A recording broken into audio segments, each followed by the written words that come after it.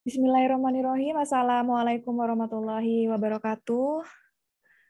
Waalaikumsalam warahmatullahi wabarakatuh.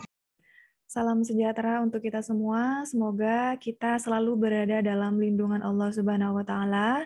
Dan alhamdulillah pada kesempatan kali ini, hari Selasa tanggal 30 November 2021, kita dapat kembali berjumpa pada mata kuliah Hukum Perizinan dan Tata Ruang, dan di kesempatan kali ini juga merupakan tatap muka yang ke-11, di mana kali ini kita akan membahas secara keseluruhan terkait kewenangan pemerintah dalam penataan ruang dan juga dalam pemberian izin. Sebelum itu, saya ingatkan juga sama teman-teman bahwa presensi kehadiran akan saya share secara langsung di kolom chat. Jadi nanti di antara pertengahan sampai di akhir perkuliahan ini nanti saya akan share link perkuliahannya. Untuk itu pada tatap muka yang ke-11 kali ini, kewenangan pemerintah dalam penataan ruang dan juga pemberian izin ini tidak terlepas dari apa yang telah saya sampaikan pada minggu-minggu sebelumnya, yaitu di tatap muka ke-9 dan juga tatap muka ke-10, bahwa yang dikatakan sebagai kewenangan ini merupakan kewenangan yang sebesar-besarnya diberikan oleh undang-undang terhadap organisasi tertentu, dalam hal ini adalah pemerintah sebagai organisasi terbesar dalam suatu negara, sehingga dalam klasifikasi ini adalah kelasnya atau skopnya adalah untuk memberikan izin. Nah, kita kaitkan dengan masalah penataan ruang, di mana urgensitas dari penataan ruang di sini tidak terlepas dari pokok permasalahan dalam hal pemerintah memberikan izin bagi tiap-tiap subjek hukum yang ingin melakukan kegiatan usaha atau mengembangkan usaha di bidang-bidang tertentu, misalnya dalam bidang perindustrian, dalam bidang pertambangan, dan juga bidang-bidang perekonomian yang lainnya. Di mana kita ketahui bahwa Indonesia sebagai negara hukum atau sebagai Restat, di sini bahwa Indonesia tidak terlepas apa yang dikatakan sebagai asas legalitas. Bahwa asas legalitas itu mengatakan semua hal ini harus diatur berdasarkan hukum tertentu.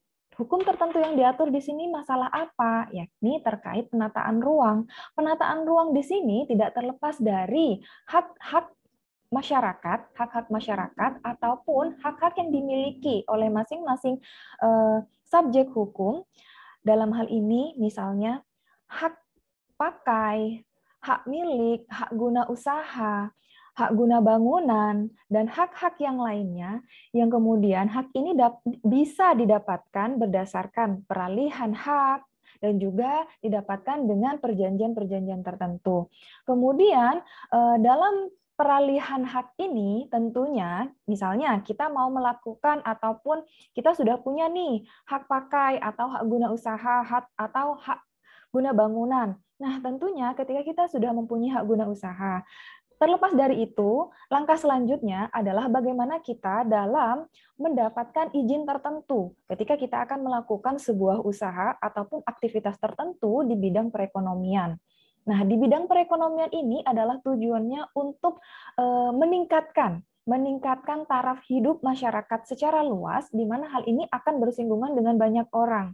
Tidak hanya kita sebagai pemilik ataupun otoritas tertinggi dalam kepemilikan hak tersebut. Tapi di sini ada juga banyak orang yang dilibatkan, baik itu kita sebagai produsen dan juga orang lain sebagai konsumen dari produk-produk yang kita hasilkan, baik itu produk jasa, produk barang, dan lain sebagainya. Kemudian di sini, skop yang lebih kecil ataupun dalam ruang lingkup yang lebih kecil, di sini negara. Ya, kita berbicara masalah negara, di mana negara nanti kan punya yang namanya alat-alat negara. Nah, yang dikatakan sebagai alat-alat negara inilah yang diberikan kewenangan sebesar-besarnya oleh undang-undang. Baik itu kewenangan atribusi, kewenangan delegasi, dan kewenangan mandat. Kemudian kita kaitkan juga dengan kerangka negara dalam hukum secara modern atau welfare state itu. Nah, kita berbicara masalah negara dengan masyarakat. Kita berbicara masalah negara dan masyarakat pastinya tidak terlepas dengan apa yang dikatakan atau apa yang dipelajari dalam ranah hukum publiknya. Hukum publik di sini adalah hukum administrasi negara. Hukum administrasi negara di sini pada langkah selanjutnya kita hubungan ataupun korelasi antara negara sebagai organisasi tertinggi ataupun organisasi terbesar di suatu negara, yakni suatu pemerintahan, negara administratif atau administratif state ini dalam kerangka hukum modern atau dalam kerangka masyarakat yang modern ini dikatakan sebagai welfare state. Nah, di sini ada beberapa pembagian kekuasaan yang dikemukakan oleh beberapa pakar, baik itu oleh John Locke, Montesquieu, dan juga Immanuel Kant. Tentunya teman-teman di sini pada saat menempuh mata kuliah hukum kewarganegaraan mungkin atau hukum demokrasi dan lain sebagainya itu teman-teman pasti tidak asing yang namanya trias politika ini. Nanti saya akan jelaskan lebih detail di mana sih korelasinya antara kewenangan negara dalam memberikan izin dan juga dalam penataan ruang. Di sini kita mulai dulu dari pembagian kekuasaan berdasarkan pendapat dari John Locke. Jadi John Locke ini membagi kekuasaan itu atas 3 kelas, baik itu eksekutif, legislatif, dan juga federatif. Namun yang populer di Indonesia ini adalah pendapat ataupun istilah ataupun konsep pemisahan kekuasaan yang dibawa oleh Montesquieu. Montesquieu di sini membagi kekuasaan ataupun memisahkan kekuasaan itu berdasarkan 3 kelas ataupun klasifikasi. Yang pertama ada eksekutif, yakni pemerintah. Yang kedua ada legislatif, lembaga pembuat undang-undang, dan yang ketiga adalah yudikatif, pelaksana undang-undang dan juga pengawas undang-undang. Kemudian di sini Immanuel Kant di dalam bukunya menyatakan bahwa 3 pemisahan kekuasaan dari Montesquieu ini dapat kita sebut sebagai trias politika, di mana pembagian kekuasaan ini dipandang sebagai suatu konsep kenegaraan ataupun suatu konsep dalam hukum tata negara untuk memisahkan bagian-bagian tertentu berdasarkan tugas dan juga kewajiban dari masing-masing bagian. Dalam hal ini, misalnya pemerintah masuk ke dalam skop atau klasifikasi bidang badan eksekutif. Badan eksekutif ataupun pemerintah di sini memiliki kewenangan yang sebesar-besarnya dalam merumuskan peraturan perundang-undangan. Kita kaitkan juga dengan masalah pemberian izin dan juga kebijakan-kebijakan dalam mengeluarkan izin itu. Pemerintah, iya Pak. Iya.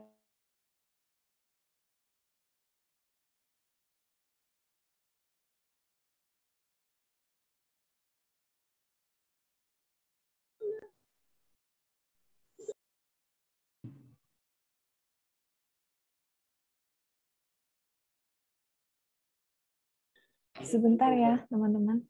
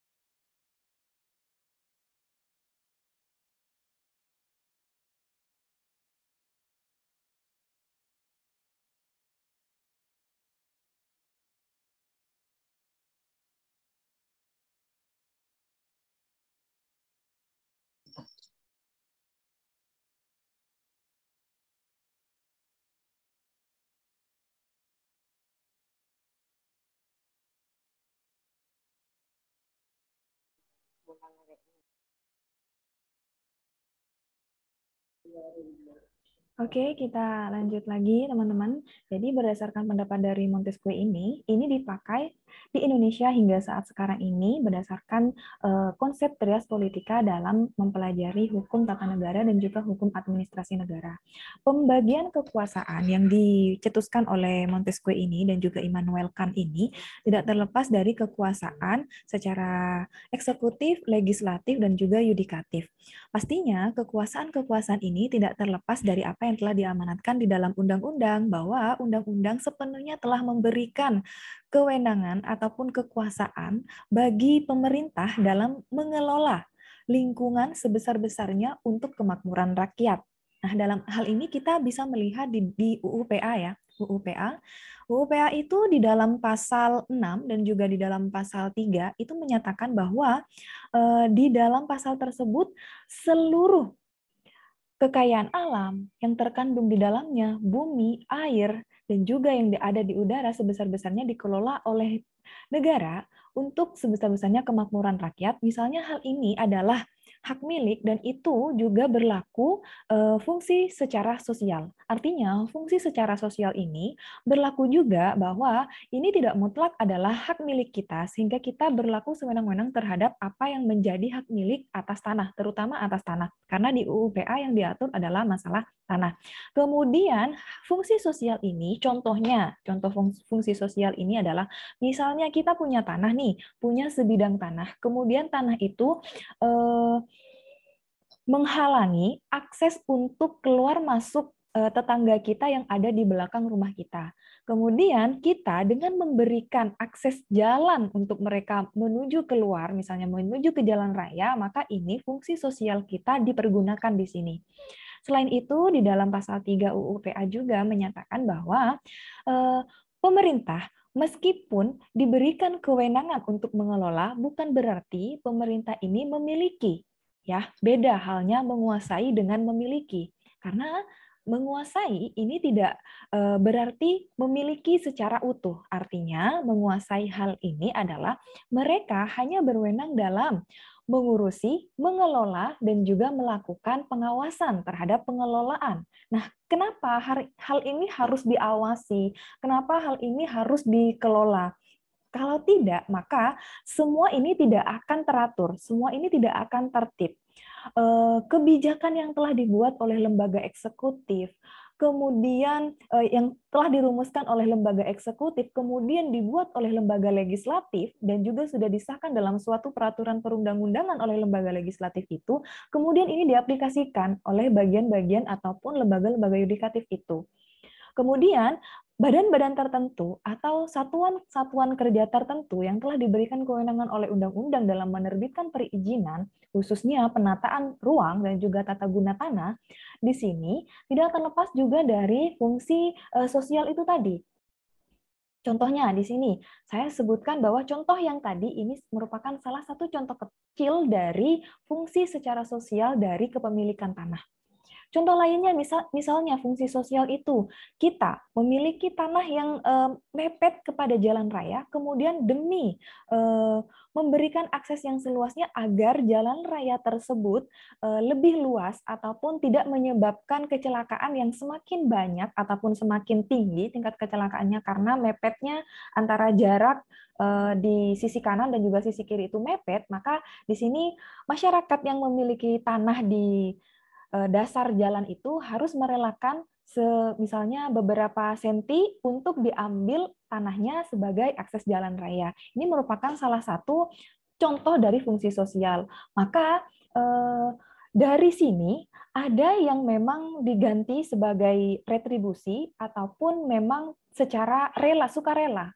Jadi ada masyarakat yang memang rela untuk memberikan sebagian tanahnya dipergunakan untuk jalan raya. Ada juga yang masyarakat yang memang meminta ganti kerugian atau kompensasi. Kemudian hubungannya juga dengan masalah penataan ruang dan juga pemberian izin ini, ketika masyarakat telah memiliki hak yang sepenuhnya, misalnya hak dalam memakai tanah tersebut, hak pakai ataupun hak milik, hak guna usaha dan hak bangunan, hak guna bangunan di sini HGB, Di sini pemerintah tidak serta-merta memberikan izin mereka, izin yang telah sesuai prosedural itu, sesuai apa yang telah dituangkan di dalam substansi masing-masing persyaratan yang harus dipenuhi oleh para pemohon itu. Nah, kemudian jika hal ini telah dipenuhi, maka di sini juga ada unsur kewenangan di dalamnya. Nah, unsur kewenangan ini ketika permohonan untuk penerbitan izin ini dilakukan oleh para pemohon, namun di sini tidak mendapatkan jawaban, misalnya tidak mendapatkan jawaban oleh pemerintah, maka dengan tidak menjawabnya pemerintah itu, maka hal ini dianggap sebagai suatu penolakan. Di sini dikenal sebagai teori negatif, ya. Teori kewenangan negatif ini tentunya juga tidak terlepas dari trias politika ini, bahwa yang dapat melakukan ini adalah bagian dari klasifikasi atau golongan yudikatif itu sebagai pelaksana dari undang-undang. Nah, saya rasa di sini teman-teman juga sudah cukup familiar dengan istilah-istilah ini, baik itu eksekutif, legislatif, dan juga yudikatif. Nah, di sini juga ada beberapa pendapat, baik dari itu Prestus, Logiman, dan juga Van Vollenhoven, terkait apa yang dikatakan sebagai kewenangan dari pemerintah. Nah, Prestus membagi kewenangan itu menjadi dua bagian. Yang pertama, jadi tugas negara ini dibagi menjadi dua bagian berdasarkan pendapat dari Prestus. Yang pertama sebagai policy making dan yang kedua sebagai task executing. Sebagai policy making, sebagai penentu dalam menentukan haluan negara, di sini tidak berbeda halnya dengan apa yang dilakukan oleh bagian ataupun otoritas dalam lembaga eksekutif dan juga lembaga legislatif. Kemudian di dalam task executing, dalam penentuan haluan dalam menurut ketetapan negara, di sini adalah ketika ini sudah diatur di dalam suatu peraturan perundang-undangan. Kemudian task executing ini dalam pelaksanaan tugas menurut haluan yang telah ditetapkan oleh negara, hal ini tidak membedakan dengan apa yang telah dilakukan oleh lembaga yudikatif dalam melaksanakan haluan yang telah ditetapkan oleh bidang-bidang mereka yang telah dituangkan dalam suatu peraturan perundang-undangan. Nah, beda halnya juga dengan Logiman. Di sini Logiman membedakan juga tugas negara. Kalau tadi berbicara masalah kewenangan, tentunya di dalam kewenangan sudah include dengan tugas dan kewajiban dari negara dalam melaksanakan apa yang telah diberikan kewenangan dan diwajibkan kepada mereka sebagai alat negara dalam melaksanakan kewenangan tersebut. Karena di dalam teori hukum tata negara itu yang namanya kewenangan sudah termasuk di dalamnya tugas dan juga fungsi dari para alat-alat negara. Jadi di sini Logiman juga membagi antara tugas negara Tasteling dengan tugas negara Verweling, di mana Tasteling ini adalah untuk menentukan tujuan, sedangkan Verweliking adalah untuk melaksanakan tujuan. Kemudian tugas negara sebagai menentukan tujuan ini berdasarkan pendapat dari Logiman ini menentukan tujuan artinya adalah membuat suatu kebijakan di mana hal ini dapat dijadikan sebagai suatu pedoman atau pijakan tertentu dalam baik itu masyarakat ataupun pemerintah dalam melaksanakan pemberian ataupun permohonan izin terkait penataan ruang dan juga pengelolaan tata guna tanah. Kemudian, Logiman juga membedakan dalam Verweliking ini. Dalam melaksanakan tujuan, di sini prosedur-prosedur apa yang kemudian dapat dipilih dan juga ditetapkan sebagai aturan dalam memberikan ataupun mengeluarkan izin yang telah dimohonkan itu. Nah, beda halnya dengan Van Vollenhoven, ya. Van Vollenhoven di sini membagi tugas negara menjadi 3 aspek. Yang pertama di sini ada regeling, ada bestur, ada justitusi, dan juga ada polisi atau politik. Nah, di sini Van Vollenhoven ini menyatakan ini adalah teori catur praja. Nah, Teori catur praja ini dikenal di dalam hukum tata negara ini sebagai suatu konsep hukum tata negara yang mengedepankan terhadap fungsi pembuatan peraturan perundang-undangan, di mana di sini skop tertinggi ada pada regelingnya.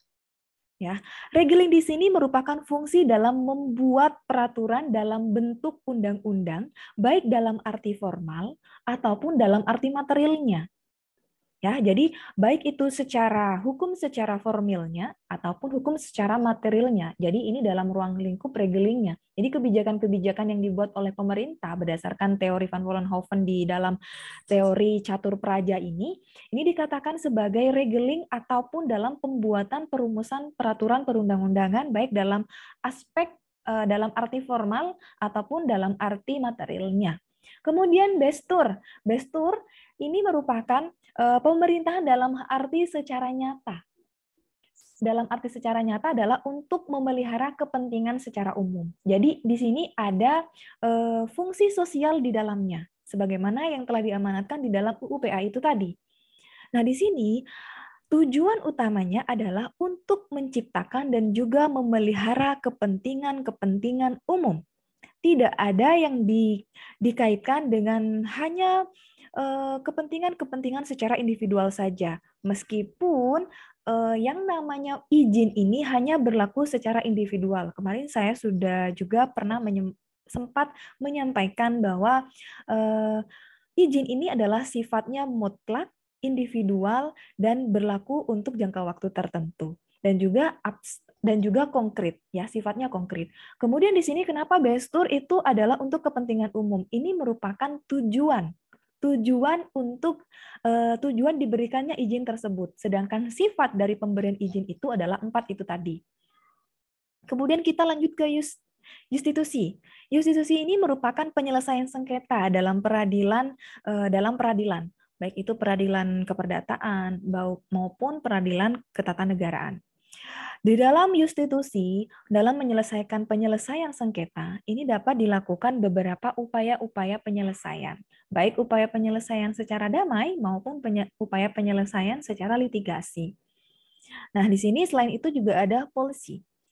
Mempertahankan ketertiban umum untuk hal-hal yang bersifat secara preventif maupun secara represif.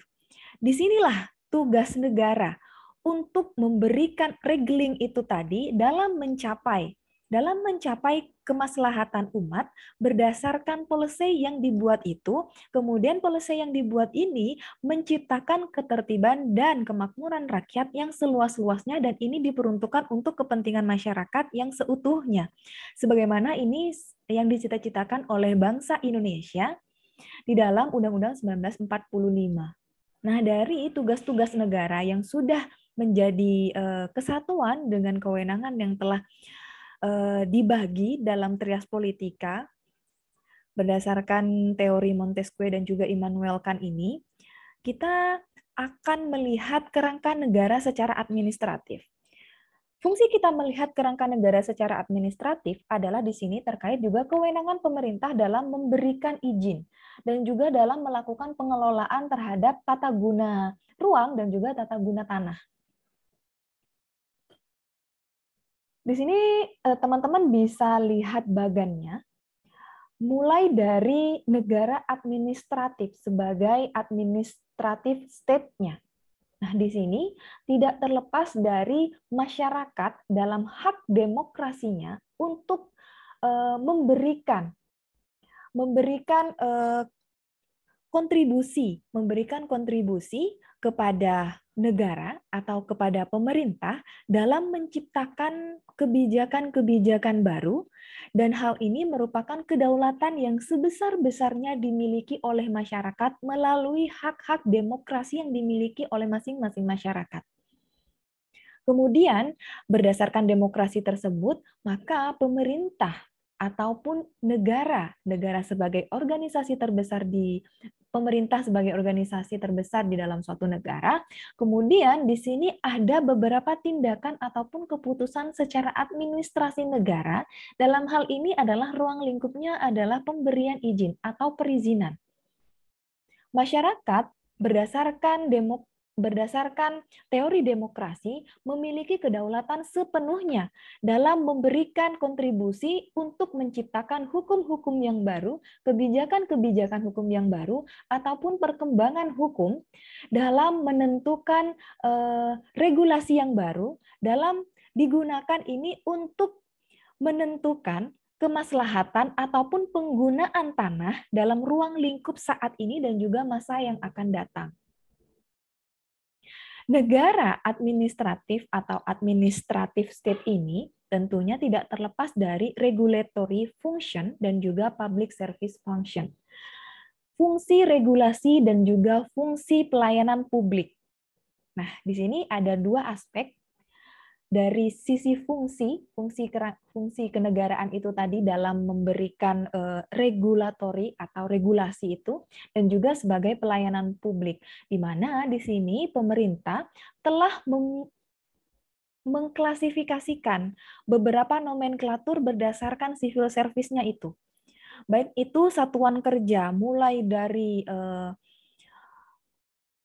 departemen, lalu direktorat jenderal, lalu ada kementerian, ada badan, ada organisasi yang semakin konkret sifatnya kepada masyarakat. Di sini nomenklatur ini merupakan salah satu bentuk fungsi dari pelayanan publik itu tadi. Nah, di sini yang saya katakan bahwa dengan adanya negara secara administratif, maka ini akan dikelola dengan sebaik-baiknya. Mulai dari penataannya, mulai dari nanti pada pengawasannya, ini tidak terlepas dari sifat negara yang bersifat administratif itu. Mulai dari fungsi yang secara regulatori, membuat kebijakan-kebijakan yang baru di dalam memberikan atau menciptakan suatu tatanan masyarakat yang teratur, yang tertib, yang tidak abai terhadap apa yang telah diatur. Kemudian ini diklasifikasikan juga dalam fungsi pemerintah atau fungsi negara sebagai pelayan publik, dalam pelayanan publik. Nah, di sini tentunya kita ataupun teman-teman di sini mungkin sudah banyak tahu bahwa di Kabupaten Sumeneb sudah banyak ataupun dinas-dinas yang sudah diberikan kewenangan baik oleh Perda dalam mengeluarkan izin untuk kategori-kategori tertentu. Misalnya di dinas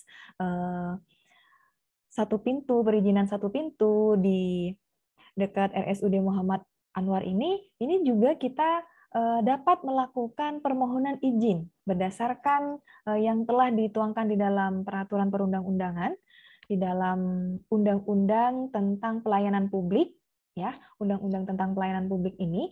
Di dalam undang-undang pelayanan publik ini juga sudah ada Permendagri-nya bahwa ini dilakukan berdasarkan satu pintu. Artinya mulai dari awal hingga tahap akhir selesai terbitnya izin itu dilakukan dalam satu dinas saja, satu satuan kerja saja. Jadi tidak pecah-pecah, misalnya mulai dari dinas lingkungan lalu ke dinas ini. Tidak, semuanya melalui satu pintu, yaitu dinas perizinan itu, ya.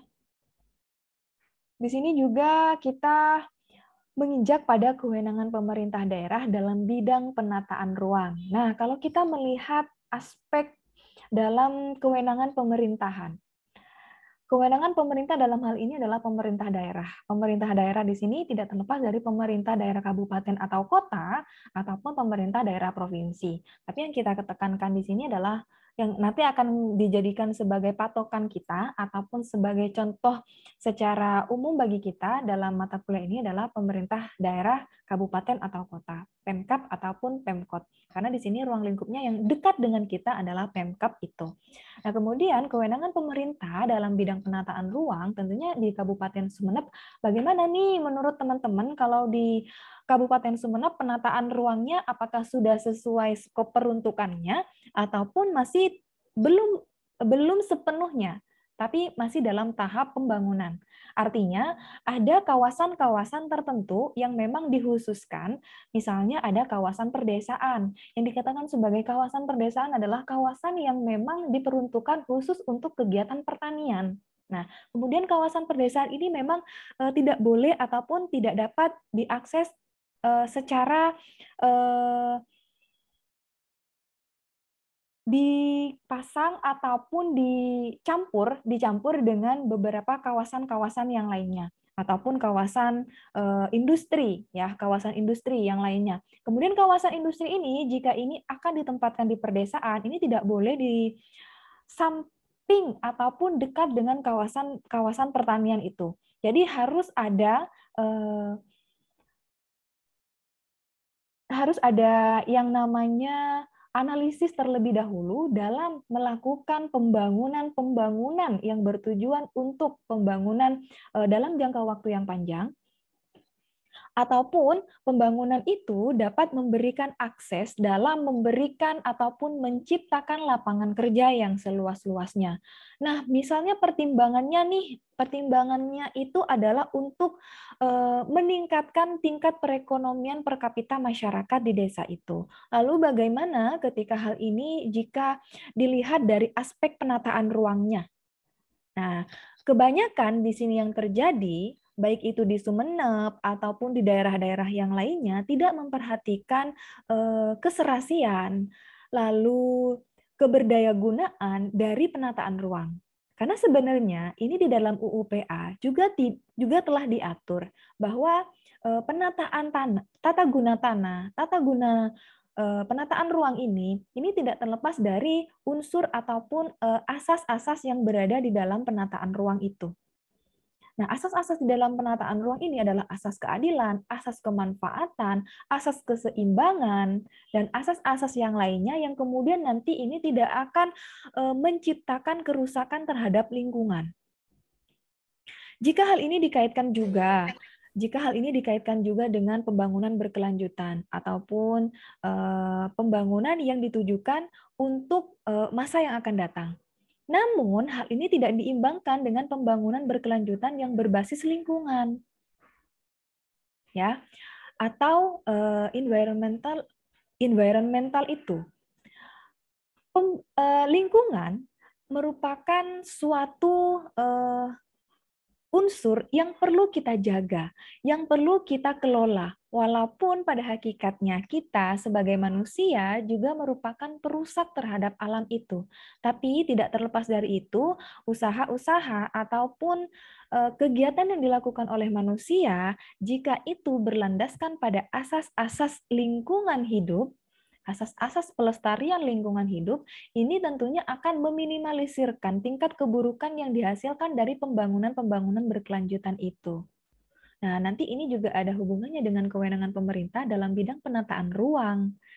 Nah, di sini juga sudah semakin dirasa konkret ketika saya memberikan contoh misalnya tadi di suatu desa ada kegiatan perindustrian, kegiatan pertambangan, sementara desa itu merupakan kawasan perdesaan yang diperuntukkan untuk fungsi pertanian.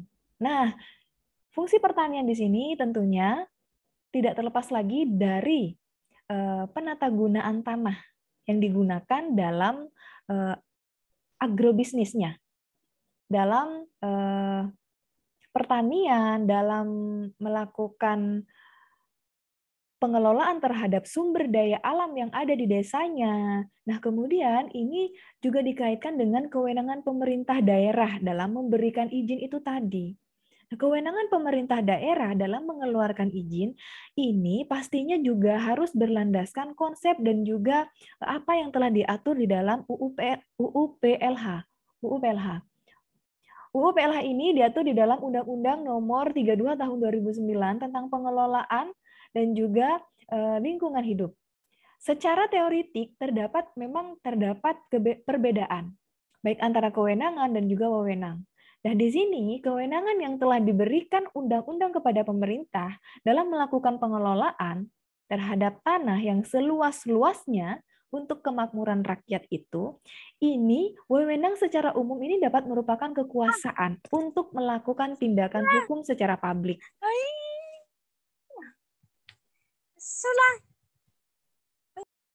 Nah, kemudian kewenangan ini terdiri dari banyak wewenang.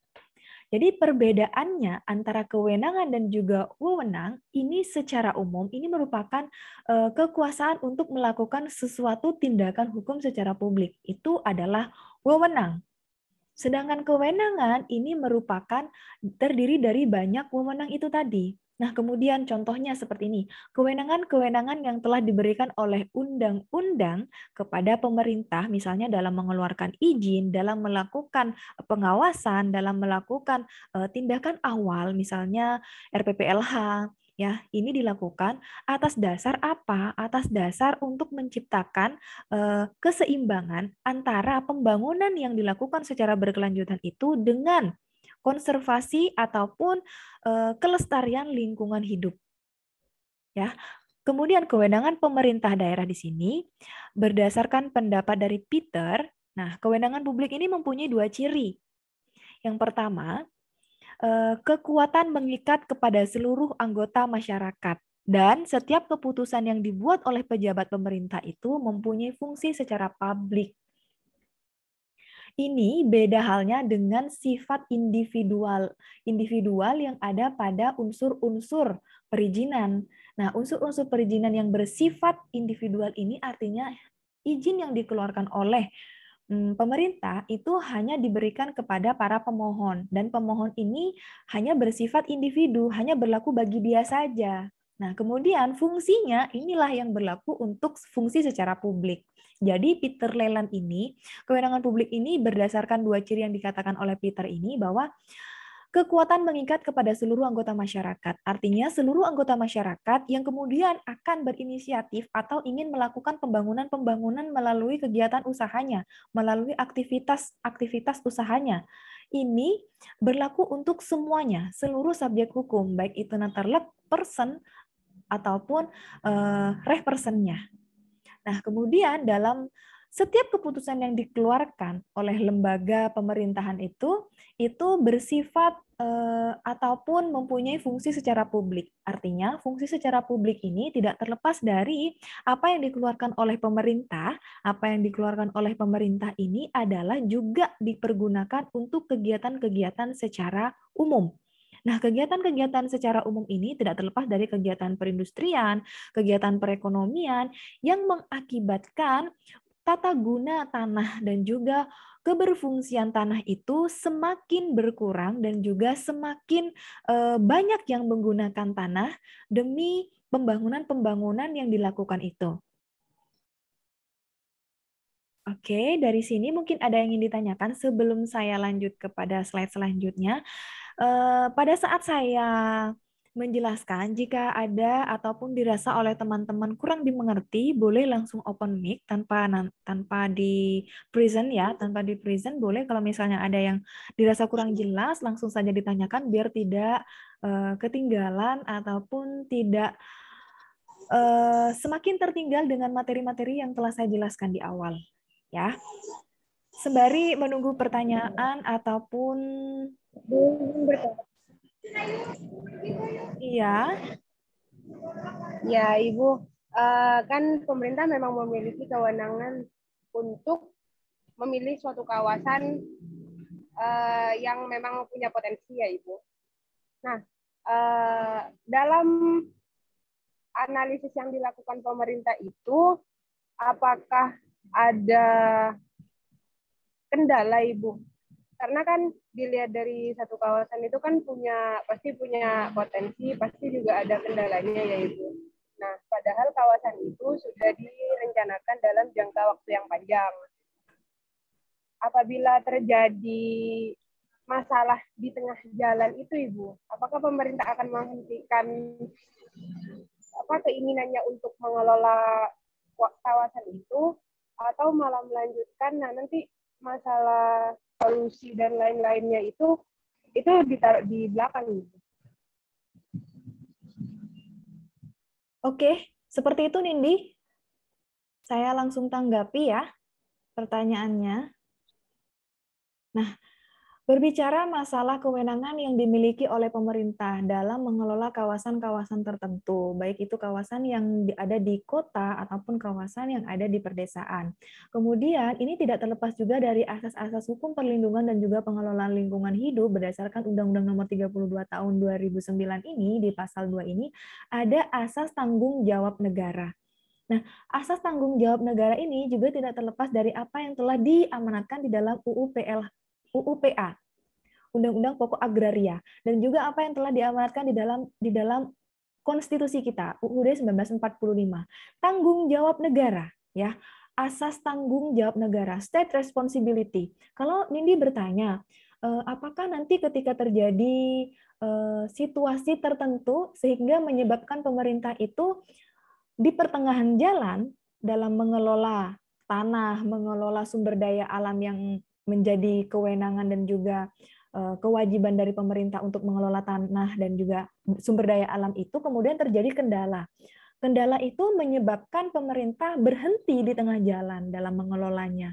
Lalu apakah yang dapat dilakukan oleh pemerintah? Dalam hal ini, pemerintah tidak boleh lepas tangan. Artinya pemerintah di sini mempunyai tanggung jawab dan juga kewajiban, responsibility dan juga liability.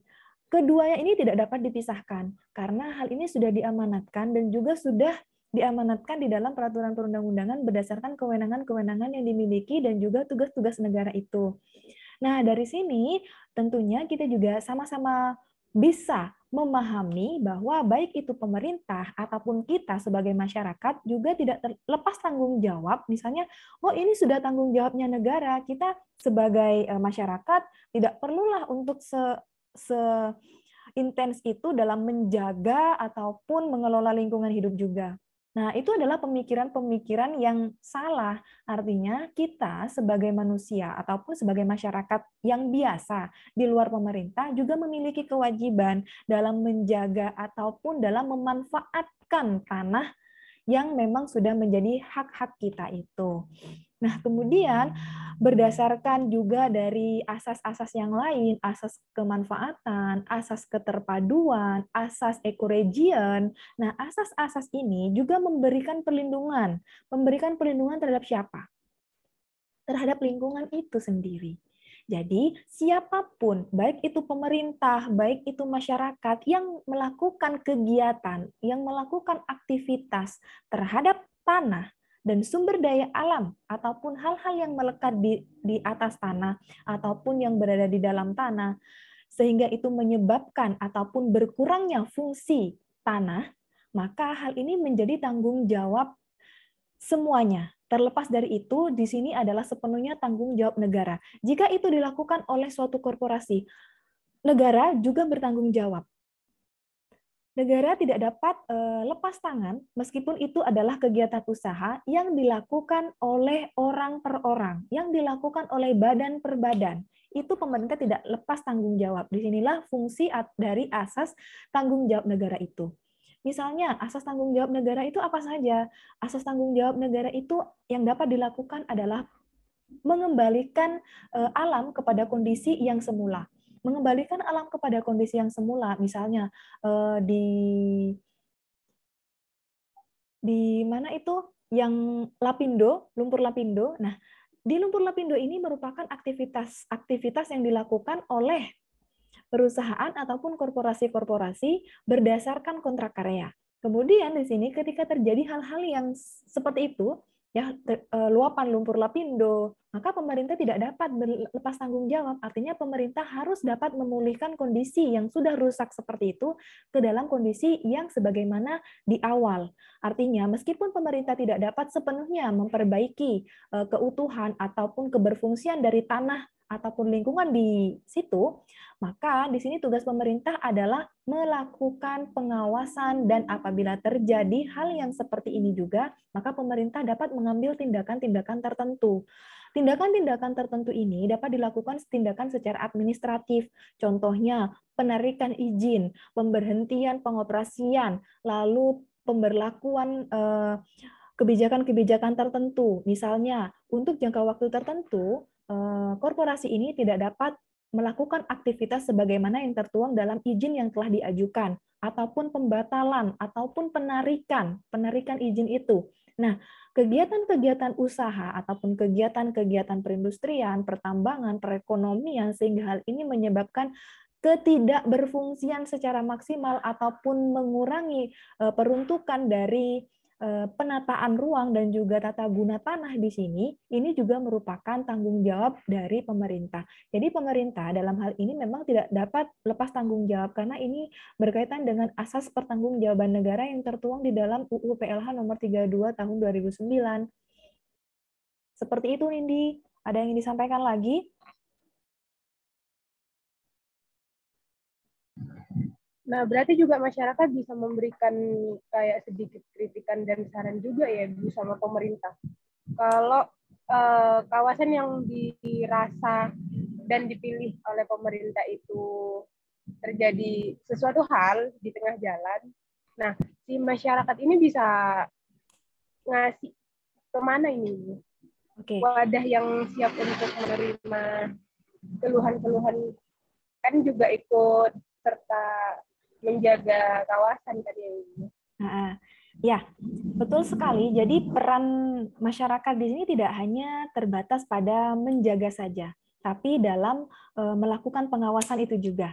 Nah, dalam melakukan pengawasan ini, masyarakat tidak hanya diberikan hak-hak untuk memberikan masukan saja, tapi masyarakat juga mempunyai hak untuk melakukan tuntutan secara administratif, artinya melakukan gugatan kepada Peradilan Tata Usaha Negara. Artinya, masyarakat yang merasa dirugikan atas aktivitas-aktivitas dari korporasi tersebut dapat melayangkan tuntutan kepada Peradilan Tata Usaha untuk dikabulkan permohonannya.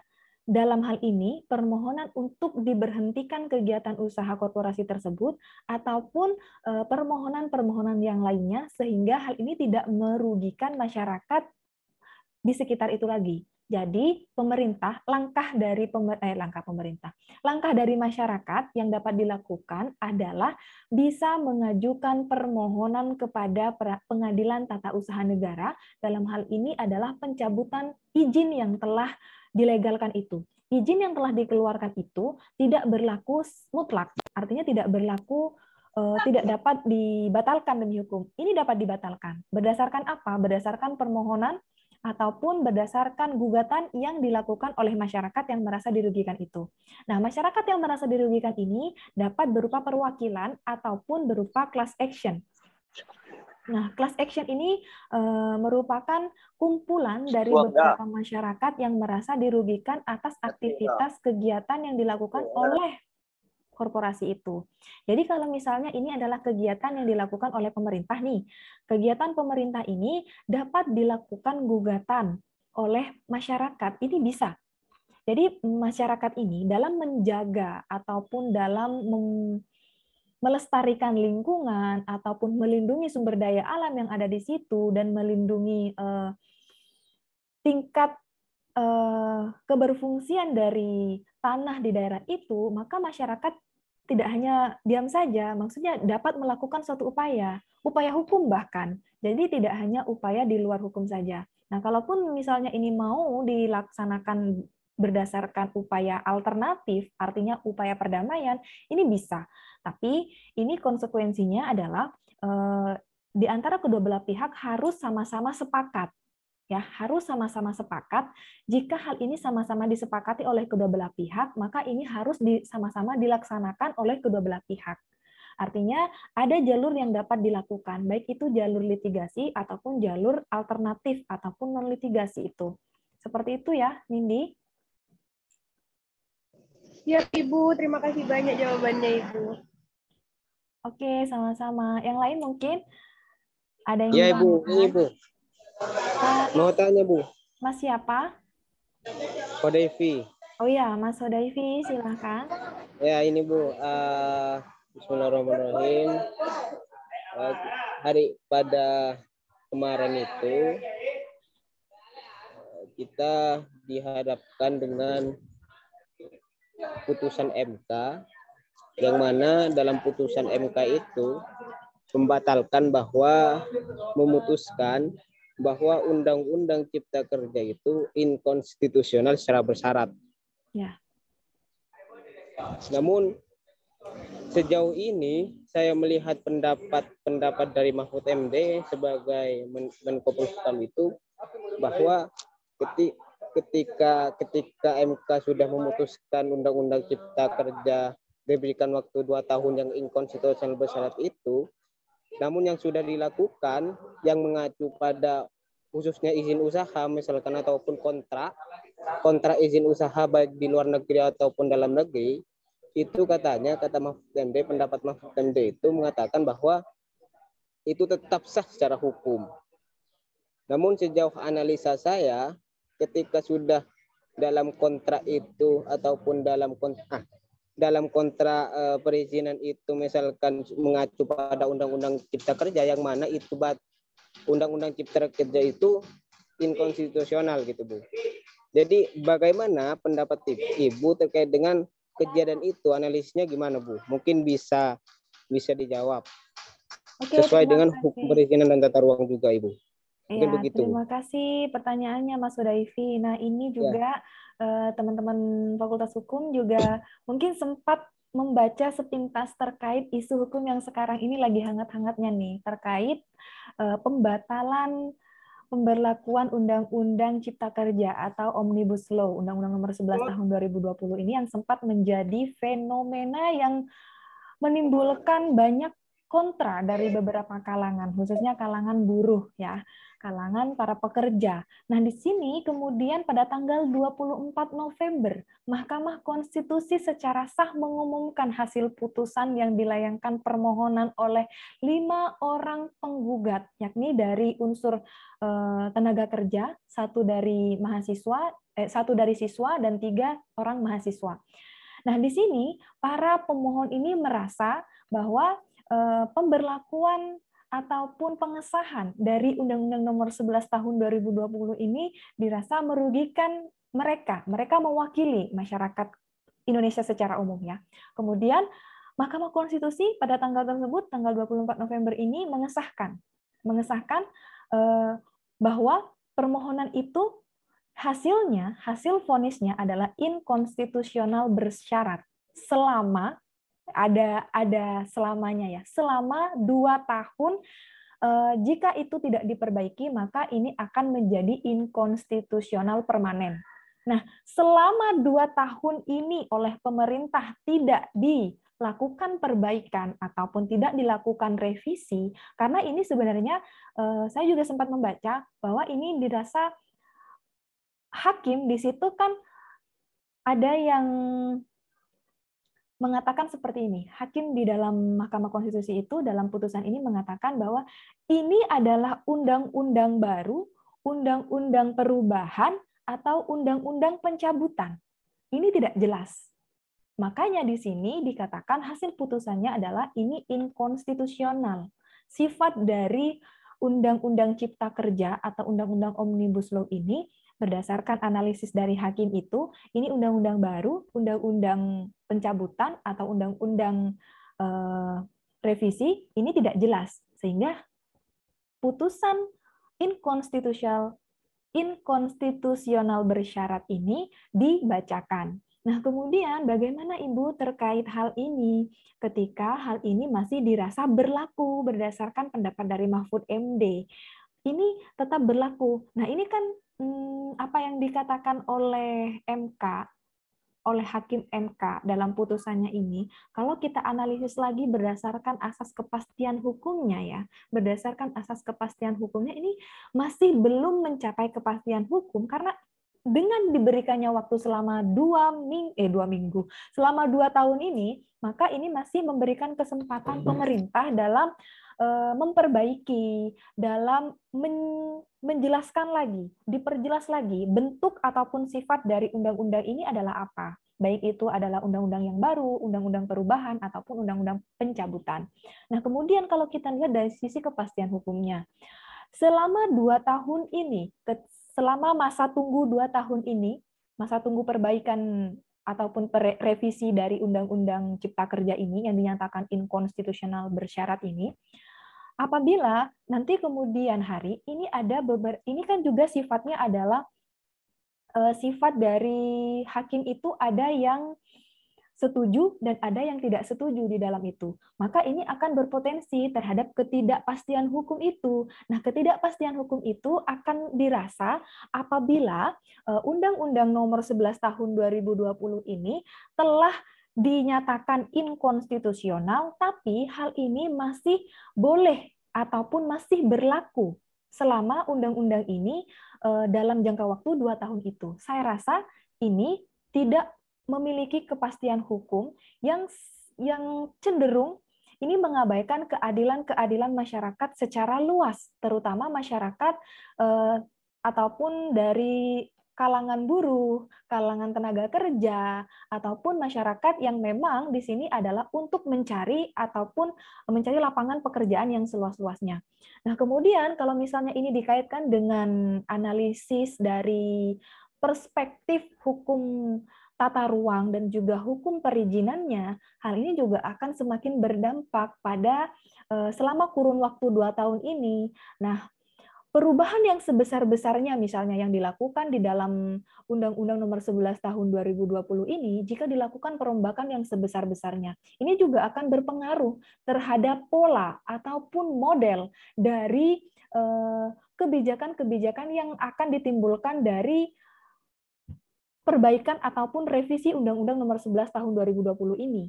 Nah, saya rasa ketika hal ini sudah diberikan kesempatan untuk memperbaiki ataupun untuk merevisi, maka ini tidak dapat dinyatakan inkonstitusional. Jadi artinya inkonstitusional ini sudah dapat dipastikan hal ini tidak sesuai dengan apa yang diamanatkan dan juga apa yang dicita-citakan bangsa Indonesia yang dituangkan di dalam Undang-Undang Dasar 1945, terlebih itu di dalam Pancasila.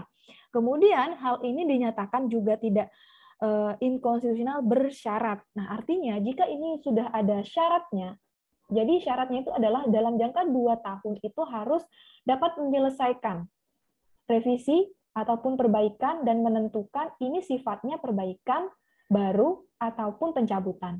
Nah, ini tidak memberikan kepastian hukum yang seluas-luasnya bagi para penggugat khususnya dan secara umum adalah bagi masyarakat Indonesia yang juga merasa dirugikan terhadap pengesahan Undang-Undang Nomor 11 Tahun 2020 ini. Nah, saya rasa ini tidak berkepastian hukum sehingga pencapaian ataupun dalam menuju masyarakat yang seadil-adilnya dalam hal menciptakan lapangan pekerjaan ini juga akan semakin kecil ataupun semakin terintimidasi masyarakat-masyarakat yang memang menginginkan adanya keadilan yang sebesar-besarnya, keadilan yang seluas-luasnya bagi masyarakat Indonesia secara umum, tanpa terkecuali. Jadi kalau di sini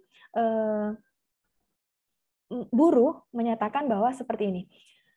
Buruh di sini menggugat ataupun di kalangan siswa ketika mereka sudah lulus dan mereka ingin mencari pekerjaan, mereka tidak dapat mendapatkan kesempatan untuk menjadi pekerja tetap selama pekerja paruh waktu ataupun pekerja tidak tetap itu dinyatakan tidak dapat menjadi pekerja tetap selama mereka itu di awal melakukan ataupun menjadi pekerja tidak tetap. Artinya tenaga kerja kontrak itu tidak akan menjadi tenaga kerja tetap ketika Undang-Undang Omnibus Law ini diberlakukan. Maka ini kesempatan masyarakat Indonesia untuk menjadi pekerja tetap itu tidak ada, sudah hilang dengan adanya undang-undang ini gitu loh.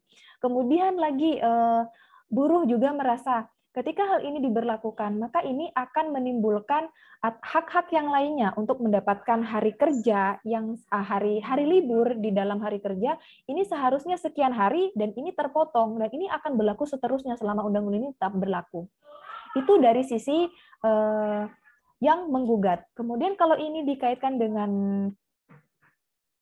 hukum perizinan dan juga tata ruang, itu tadi yang saya sebutkan tadi, bahwa model dan juga konsep-konsep yang berada di dalam tata ruang ini, ketika hal ini tetap diberlakukan, maka pemerintah dalam melaksanakan ataupun memberikan perizinan terhadap korporasi-korporasi yang ingin melakukan aktivitas di dalam tanah itu, maka ini dirasa masih bisa dilakukan selama dalam kurun waktu 2 tahun itu, dan ini dirasa masih tidak berkepastian hukum. Karena ini memberikan kesempatan yang seluas-luasnya bagi pemerintah untuk dapat menerapkan apa yang telah dituangkan di dalam Undang-Undang Nomor 11 Tahun 2020 itu.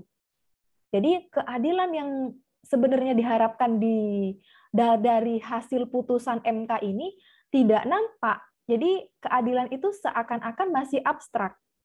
Nah, keabstrakan ini terlihat dari adanya bersyarat itu tadi. Seharusnya kalau ini sudah dinyatakan inkonstitusional, artinya ini sudah tidak sesuai dan ini harus berlaku secara permanen. Artinya tidak ada yang dikatakan sebagai bersyarat lagi. Nah, itu dari pendapat saya. Bagaimana Mas Hadaifi? Bu, ini Bu, maksud saya itu kan putusan MK selama 2 tahun. Jangka waktunya selama 2 tahun dan itu cacat secara formal. Diberikan jangka waktu 2 tahun bahwa Undang-Undang Cipta Kerja inkonstitusional bersyarat. Maksudnya setelah putusan sebelum putusan MK itu kan ada sudah kontrak kerja, misalkan kontrak perizinan baik dalam negeri maupun luar negeri gitu Bu. Iya. Nah, selama putusan itu 2 tahun dan belum dilunasi, belum direvisi oleh pemerintah, itu apakah bisa Bu yang sudah melakukan kontrak itu sah secara hukum? Kalau mengacu kepada Mahfud MD tadi sah katanya secara hukum dan punya kepastian hukum. Nah, masalahnya kalau mengacu kepada undang-undang putusan MK ini masih cacat gitu loh Bu. Mengatakan bahwa inkonstitusional masih bersyarat selama 2 tahun dan setelah 2 tahun ini tidak diberikan kepastian oleh pemerintah, tidak direvisi, artinya inkonstitusional secara permanen. Itu sifat kontrak kerjanya, kontrak perizinannya gitu Bu, selama 2 tahun itu Bu, ketika masih belum direvisi oleh pemerintah, apakah sah secara hukum atau tidak? Iya, itu masih berlaku dan itu sifatnya masih legal Mas, selama itu masih berlaku dan selama 2 tahun itu masih sah Mas. Jadi kedudukan hukum dari kontrak kerja itu masih legal. Nah, berdasarkan kalau misalnya MK sudah memutuskan inkonstitusional, itu harusnya itu sudah tidak bisa dilakukan lagi kalau itu tidak ada kata bersyarat. Karena ini ada kata bersyarat, jadi ini masih legal, Mas. Kalau misalnya MK sudah menyatakan ini inkonstitusional permanen, nah baru yang dilakukan oleh kontrak-kontrak sebelumnya itu tidak dapat dilakukan lagi berdasarkan Undang-Undang Nomor 11 2020, tidak bisa mengacu pada undang-undang itu lagi, sudah kembali kepada undang-undang nanti mungkin undang-undang yang kemarin ataupun undang-undang nanti undang-undang yang baru lagi. Nah, seperti itu Mas. Jadi selama itu masih dalam kurun waktu 2 tahun, nah itu sifatnya ataupun legalitasnya dari perizinan yang dilakukan sebelum adanya Undang-Undang Nomor 11 Tahun 2020 ini sifatnya masih legal.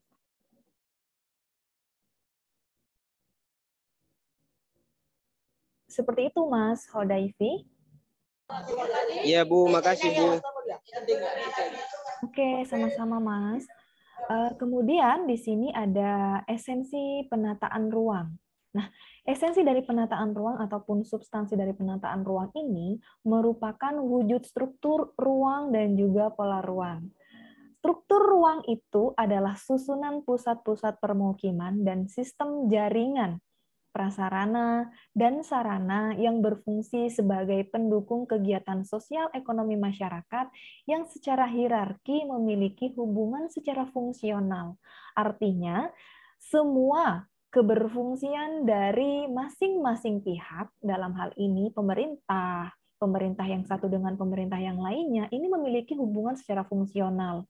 Misalnya pemerintah pusat dengan pemerintah daerah ini tetap memiliki koordinasi, ya, tetap memiliki koordinasi dalam mengeluarkan perizinan itu. Jadi secara umum upaya pengendalian dalam pelaksanaan penataan ruang di Indonesia ini dilakukan melalui kegiatan pengawasan dan juga penertiban.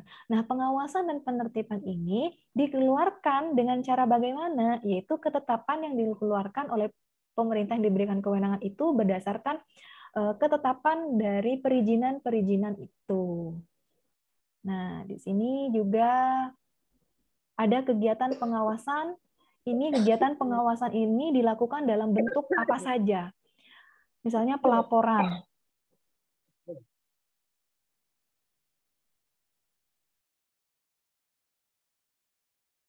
Oke, misalnya pelaporan pelaksanaan atau pemanfaatan rencana. Ada juga pemantauan terhadap pelaksanaan rencana secara kontinu, secara keberlanjutan. Selain itu, ada peninjauan kembali dan juga revisi untuk meninjau sejauh manakah pelaksanaan rencana dan bagaimana terjadi penyesuaian jika terjadi penyimpangan. Hal ini juga ada kaitannya dengan yang ditanyakan Nindi tadi, bahwa jika terjadi hal-hal yang merasa dirugikan, dalam hal ini yang dirugikan adalah masyarakat, maka di sini kegiatan pengawasan itu dilakukan dalam bentuk peninjauan kembali ataupun revisi untuk meninjau sejauh mana bahwa kegiatan itu terjadi penyimpangan atau tidak. Nah, di sini urgensitas penyusunan rencana tata ruang yang pertama adalah untuk mencegah dan menghindari benturan-benturan kepentingan ataupun konflik antar sektor dan antar kepentingan dalam pembangunan masa sekarang dan masa yang akan datang. Karena pada konteks ini, untuk mencegah ataupun menghindari benturan-benturan ataupun konflik ataupun ketegangan di antara beberapa sektor, antara sektor yang satu dengan sektor yang lainnya, untuk saat ini dan masa yang akan datang, ini harus disusun atau ditata secara sistematis berdasarkan peruntukan dan juga kewenangan yang dimiliki masing-masing satker ini, masing-masing satuan kerja ini.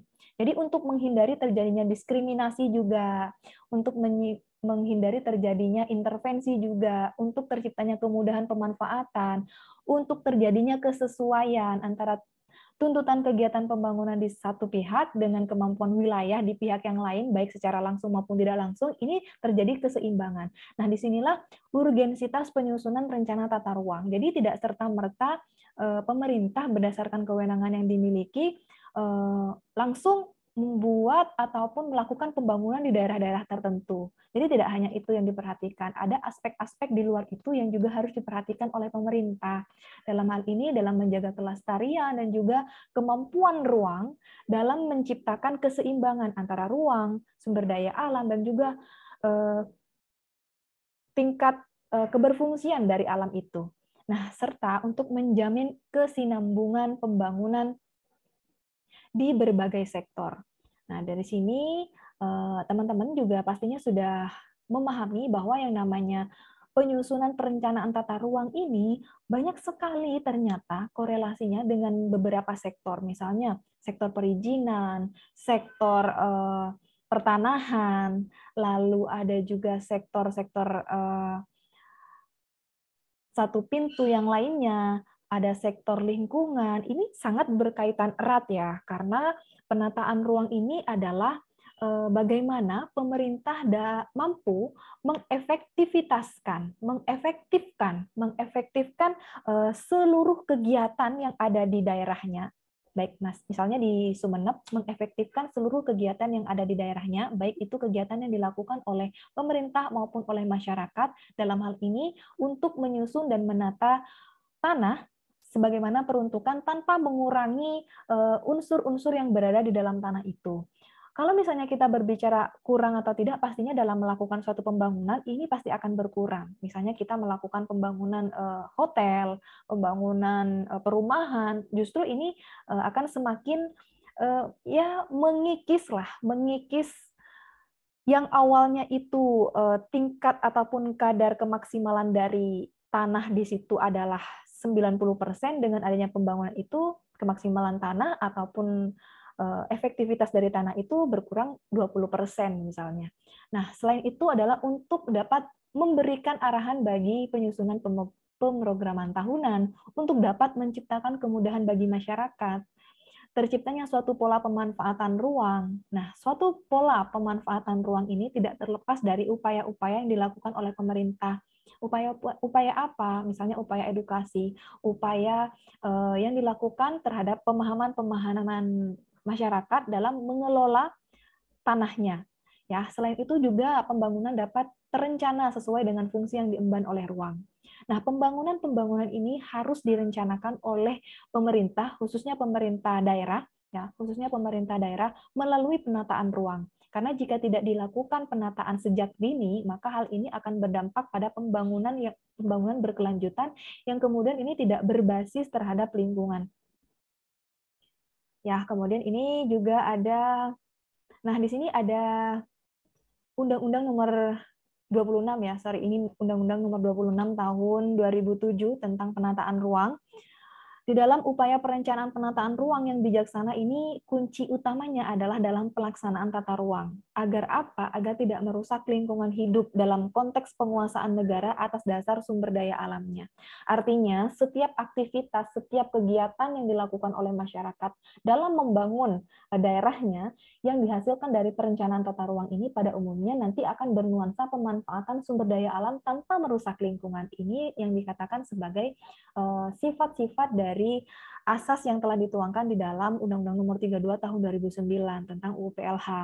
Nah, dari sini adanya sinergitas antara Undang-Undang Penataan Ruang dengan Undang-Undang Pengelolaan Lingkungan Hidup. Di sini tentunya kita semakin terbuka pikiran kita bahwa kita tidak boleh egois terhadap mengelola lingkungan ataupun mengelola tanah yang kita miliki, bahwa pada hakikatnya ini juga diperuntukkan untuk masa sekarang dan masa yang akan datang, baik untuk kita sendiri dan juga untuk masyarakat secara umum dan secara luas. Jadi kita bisa melihat dasar hukum penataan ruang itu dari yang saya tampilkan di slide ini. Sebenarnya masih banyak sumber hukumnya ataupun dasar hukum yang dapat didapatkan oleh teman-teman dalam penataan ruang itu. Kita bisa melihatnya di dalam pasal 33 ini merupakan landasan konstitusional dalam kita melakukan setiap prospek penataan ruang dan juga tata guna tanah. Selain itu juga ada Undang-Undang Nomor 26 Tahun 2007 tentang tata ruang yang tadi, pasal 11 ayat 1 Undang-Undang Pemerintahan Daerah, dan juga pasal 11 ayat 2, pasal 12 ayat 2, Undang-Undang Nomor 23 Tahun 2014 tentang pemerintahan daerah. Di mana hal ini mengatur juga perihal lingkungan hidup yang merupakan salah satu unsur pemerintahan yang wajib, yang tidak berkaitan dengan pelayanan dasar. Kemudian hal ini juga tentunya perlu disadari oleh teman-teman bahwa kegiatan pemerintah dalam melakukan pembangunan yang berkelanjutan berbasis lingkungan hidup ini tidak terlepas dari apa yang telah diamanatkan atau yang telah diberikan kewenangan terhadap diri mereka. Artinya pemerintah dalam menjaga kelestarian lingkungan dan juga dalam melakukan penataan ruangan ini merupakan satu kesatuan yang memiliki tingkat balansitas yang tinggi. Ya, saya katakan memiliki tingkat keseimbangan yang tinggi atau balansitas yang tinggi karena pada hakikatnya penataan ruang ini sudah menyangkut di dalamnya adalah sumber daya alam dan juga tanah. Dan hal ini merupakan lingkungan yang kita tinggali, yang kita tempati, dan yang kita singgahi hingga saat sekarang ini. Kemudian hal ini tidak hanya cukup sampai di sini saja, masih banyak kehidupan-kehidupan yang akan datang, yang nanti imbasnya, akibatnya yang merasakan siapa? Mereka di kehidupan yang akan datang itu. Nah, dari sini mungkin ada yang ingin ditanyakan lagi sebelum saya tutup perkuliahan ini. Mungkin ada yang ingin disampaikan oleh teman-teman atau yang ingin ditanyakan lagi terkait kewenangan pemerintah dalam memberikan izin dan juga dalam melakukan penataan ruang. Silahkan.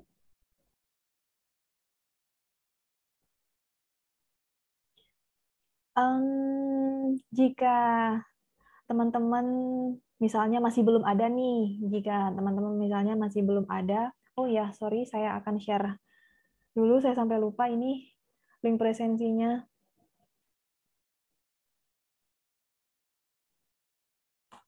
Oke, silahkan ya, ini saya sudah cantumkan di kolom chat, silahkan untuk isi link presensinya.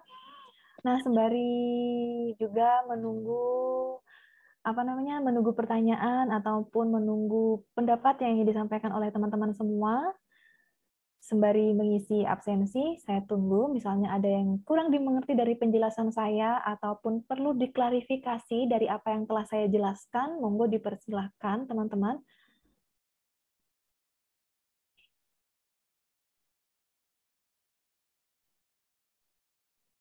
Oke, saya rasa perkuliahan hari ini kita cukupkan saja. Dan pesan saya sama teman-teman, meskipun kita ini adalah sekaligus closing statement dari saya. Absennya sudah tidak menerima. Oh, bisa ya? Gimana, Mbak? Nggak bisa absen, Bu. Absennya nggak bisa, Ibu.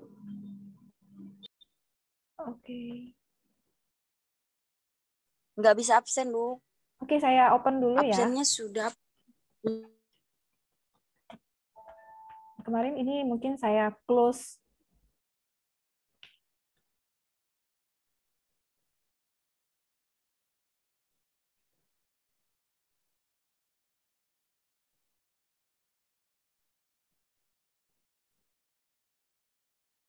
Jadi sambil menunggu saya open Google Form-nya, closing statement dari saya, meskipun kita sekaligus sebagai perusak dari alam ini, tapi kita juga sebagai makhluk yang humanistis, kita juga perlu dalam melakukan pelestarian terhadap lingkungan, terlepas itu yang kita sadari ataupun yang tidak kita sadari. Jadi pada hakikatnya kita tidak boleh mengambil ataupun merusak hak-hak dari orang lain.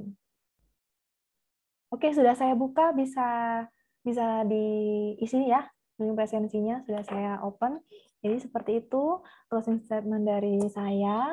Terima kasih teman-teman yang sudah join dan sudah mengikuti perkuliahan ini hingga akhir. Jaga kesehatan. Semoga kita bisa ketemu lagi secara tatap muka tanpa melalui media daring. Saya akhiri perkuliahan hari ini. Terima kasih. Assalamualaikum warahmatullahi wabarakatuh. Waalaikumsalam. Dikirim lagi linknya, Bu. Iya, Mas. Kenapa? Bisa dikirim lagi linknya. Oke, ini sudah saya kirim lagi ya. Iya.